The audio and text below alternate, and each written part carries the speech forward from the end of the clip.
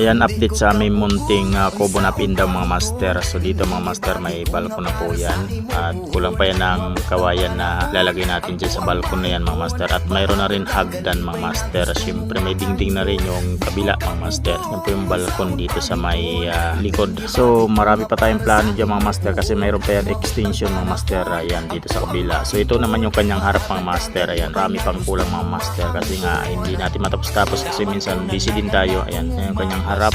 Ayan, marami pang kulang mga master. At ito naman yung kanyang likod mga master. Ang ganda na siyang tingnan sa likod kasi mayroon na siyang dingding at bintana. So kulang na lang dyan ay yung bintana na ilalagay natin dyan. Bala ko dyan ay sliding window mga master.